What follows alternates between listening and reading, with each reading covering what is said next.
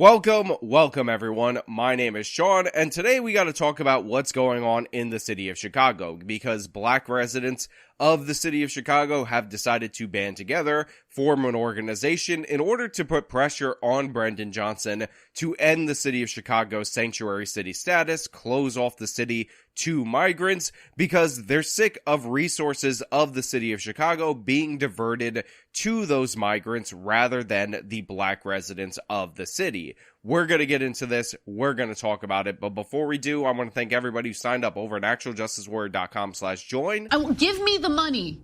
Give me the money.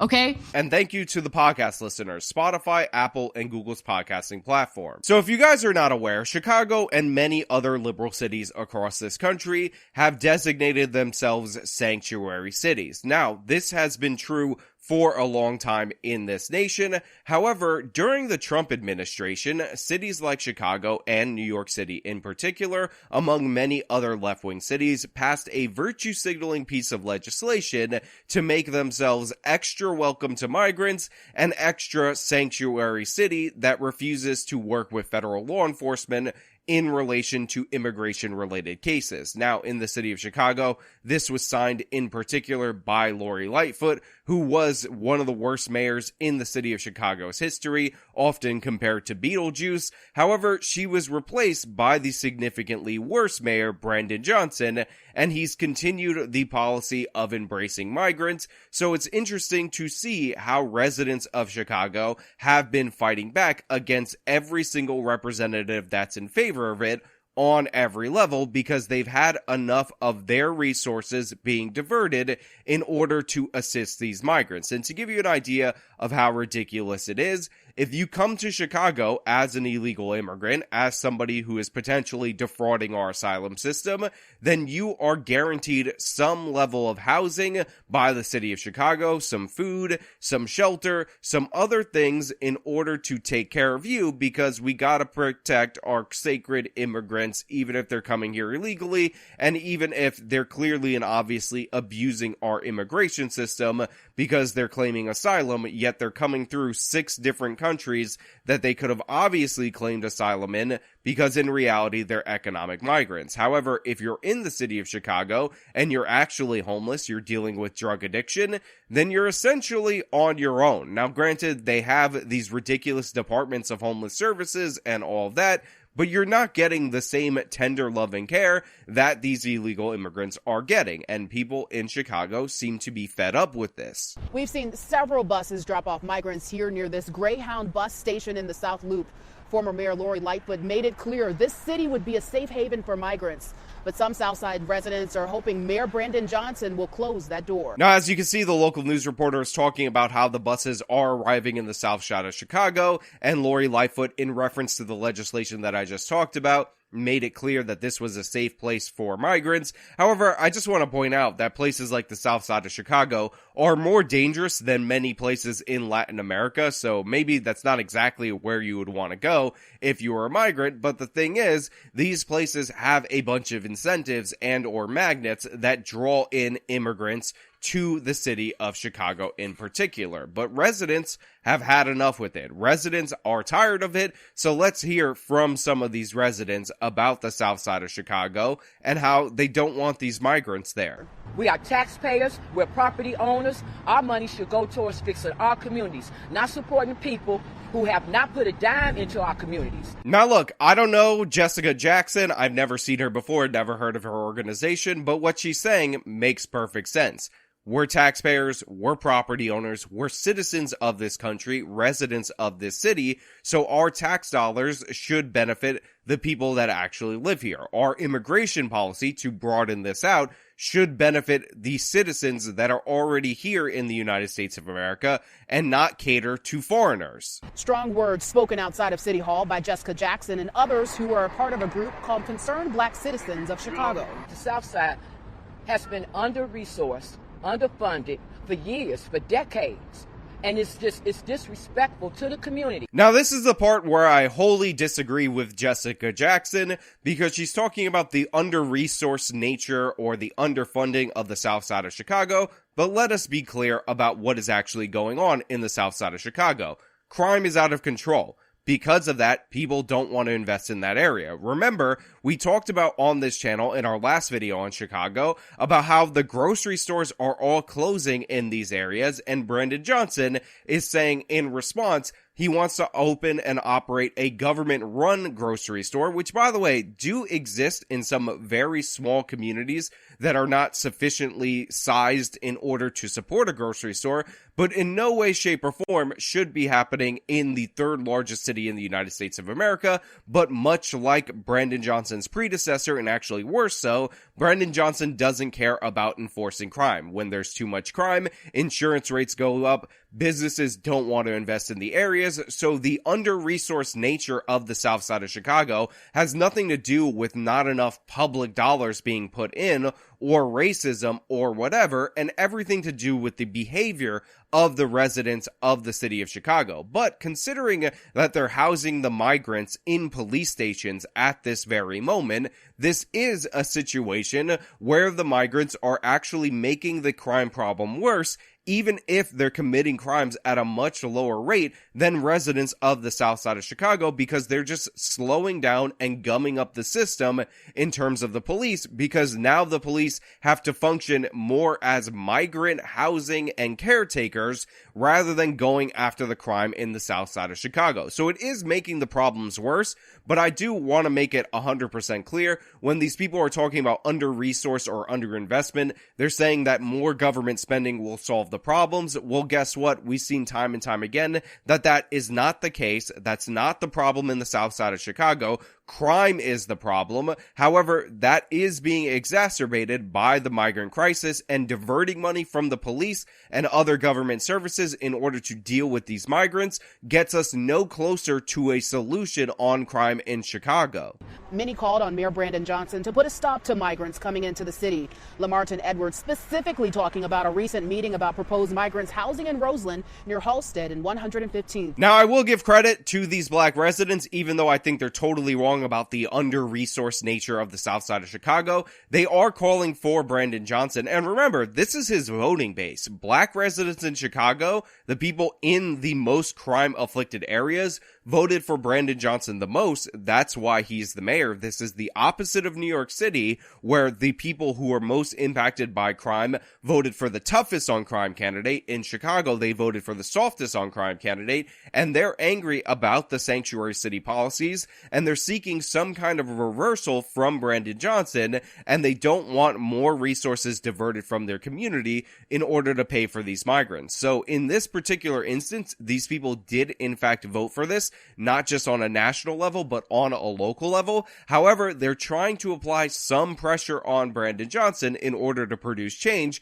and I support them in that. However, I do believe it's completely and utterly a lost cause, because Brandon Johnson is an insane ideologue. Remember, when they talked about mobs of people in Chicago attacking citizens, looting stores, and all of that, Brandon Johnson said that he was offended by that because you're comparing the kids to Al Capone, a complete and utter distraction from the topic at hand, but that is because Brandon Johnson doesn't give a damn about crime.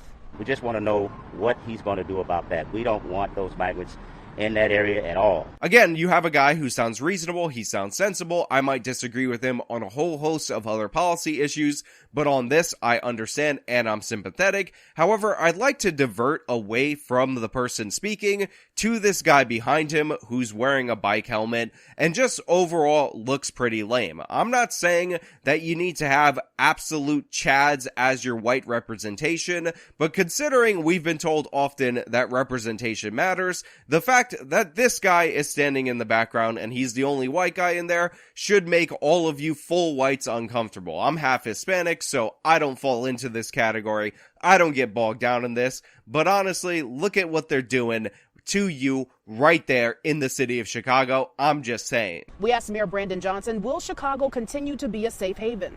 Yes. Look, during difficult times, sometimes there are individuals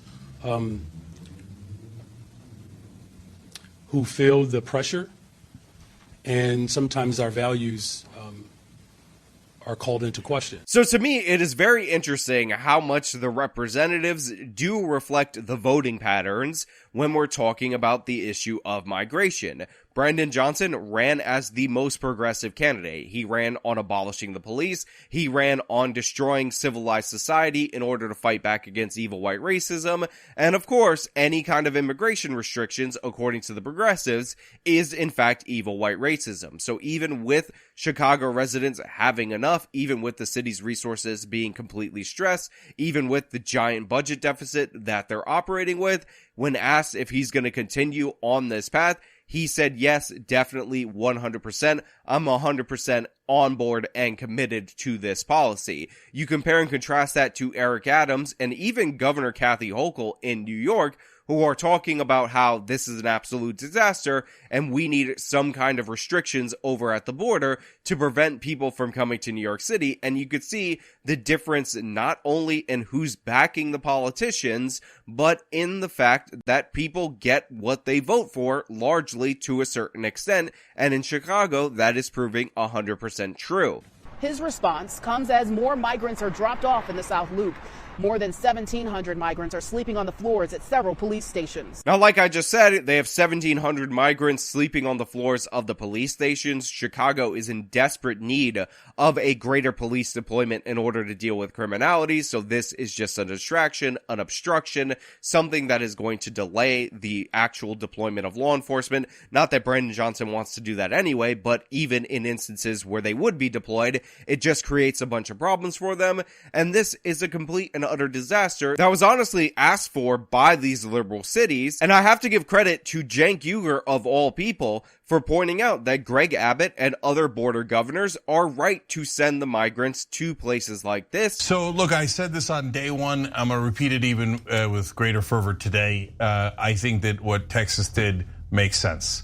And so I know that a lot of people on the left don't want to hear that. But think about it, guys. So they had this immigration problem all along. And it wasn't spread out to many different states. It was just in Texas and, of course, other border states. And the federal government kept saying, I don't care. Okay. Now, to be fair to the federal government, it doesn't just quite say that. It has a lot of different programs in place. The idea that there's open borders is nonsense. No, there's a border and they enforce it. They return people all the time, etc. But tons of people come in. And the border states said, why? Why do we have to shoulder all of this by ourselves? And started shipping it to other places that were more left-wing and said they were more open to immigrants. So you're open to immigrants? Here you go. Here's immigrants.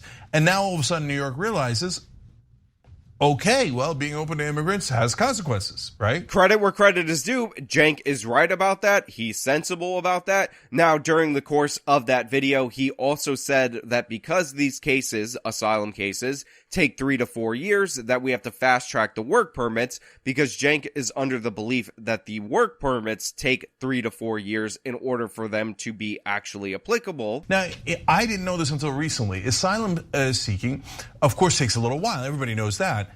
But it turns out the process normally takes 3 to 4 years. Correct, yeah. So what are you supposed to do in the 3 to 4 years? Well, that's why they're asking for those work authorizations. And that's wrong and stupid. It's actually a 180-day waiting period, and give credit to the Biden administration for not trying to fast track it, although he can't do it because of the law, because that would create a greater magnet. But other than the fact that Cenk has no idea that work permits are authorized within 180 days of arrival and not when your asylum case is fully adjudicated, I give him credit for analyzing what's going on at the border and what these liberal cities asked for and saying that they got what they asked for. We're moving migrants into brick and mortar at a rate that is expedited. Why does Brandon Johnson talk so slow? Why does he always look confused, befuddled, and sound completely ridiculous? Again, this is a guy who used to work in the public schools. He used to have some role in education, and he's completely dumbfounded every time I hear him speak, slow talking his way through press conferences, and it's embarrassing. But even more embarrassing is what the local news reported that Brandon Johnson said after the fact. Mayor Johnson says migrants should not face human rights violations and they should live in comfort. Yeah, nobody is in favor of human rights violations. I think we can all agree to that. However, the idea that migrants are entitled to a life of comfort for breaking the rules of our asylum system is just an absolutely disastrous proposition, and honestly, they should send more migrants to the city of Chicago, strain their resources even more, so Brandon Johnson can talk about how they are entitled, they have a divine right from the gods to break our immigration laws in order to live in comfort on the taxpayers' dime. It's ridiculous, it's absurd when you think about the absolute squalor that homeless people in the city of Chicago live under, and you hear him say something like that, you realize that Brandon Johnson is completely useless as a politician, unless, of course, you assess what his actual goals are in politics, which is, of course, to destroy the system to make room for the socialist utopia. So, Brandon Johnson, you're a buffoon. You guys deserve this over in the city of Chicago. I am glad to see people fighting back. I hope you get the change that you wanted. But in reality, the change that you wanted should have been instituted during the primary process when you ousted Lightfoot and you had the chance to replace her with a tough-on-crime mayor. You didn't do so. You ended up going with Brandon Johnson, and look at what you have wrought for your city. But hey, those are just my thoughts. Let me know your thoughts down in the comments below. If you liked the video, show them by leaving a like, subscribe for more content, follow me on my social medias, support me via the support links in the description of this video. This has been me talking about the city of Chicago raging over migrants again. Till next time.